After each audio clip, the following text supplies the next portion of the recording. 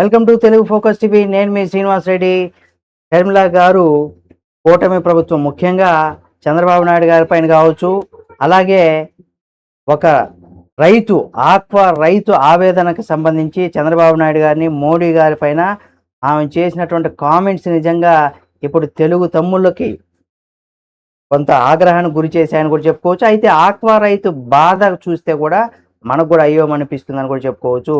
అయితే ఆ ఆక్వా రైతు ఎటువంటి ఇబ్బందులు పడ్డారు, ఎందుకు షర్మిల గారు అంత ఘాటుగా స్పందించాల్సి వచ్చిందనేది కూడా ఈ వీడియోలో మీకు తెలియజేస్తాను. వీడియోని పూర్తిగా చూడండి. కూటమి పాపం అంటే ఇదంతా కూడా కూటమి ప్రభుత్వం యొక్క పాపం అని, ఆక్వా రైతన్నల పాలిట శాపం అంటూ కూడా ఆమె చెప్పుకొచ్చారు. రాష్ట్రంలో ఇంధన సంక్షోభం రొయ్యి రైతులకు అంతులేని కష్టాన్ని తెచ్చిపెచ్చిందని, కంటికి రెప్పలాగా చూసుకునేటువంటి రొయ్యి పిల్లను బ్రతికించుకునేందుకు ఒక బంకు దగ్గర రైతన్న పడినటువంటి ఆవేదన వర్ణనాతీతం అని కూడా చెప్పుకొచ్చారు.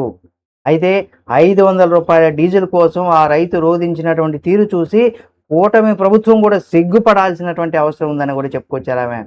అయితే అన్నా, నాకు ఫ్యాన్ సీట్లు తిరగాలన్నా, అప్పు చేసి రొయ్యి పిల్లను వేశాను, ఫ్యాన్ను సీట్లు కనుక తిరగకపోతే నా రొయ్యి పిల్లలు చచ్చిపోతాయన్నా అని ఆ రైతన్న ఆవేదన వింటుంటే నిజంగా ఈ రాష్ట్ర ప్రభుత్వం ఉన్నట్టా లేనట్టా అని కూడా ఆమె చెప్పుకొస్తున్నారు.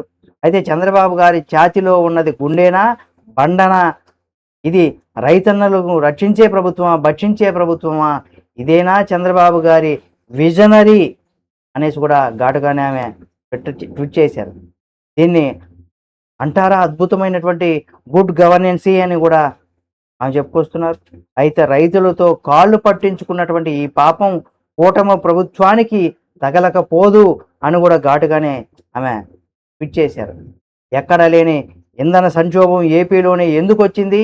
ముఖ్యంగా ఎన్డీఏ అంటే బీజేపీతో అంటే ఇక్కడ బీజేపీ పాలిత రాష్ట్రంలో ఫ్యూయల్ కోసం ప్రజలు పడిగాపులా, పెట్రోల్ బంకుల దగ్గర మల్ల యుద్ధాలు చేసేలాగా, ముఖ్యంగా రేషన్ విధానంలో కూడా పెట్రోల్ డీజిల్ పోయడం ఏమిటి?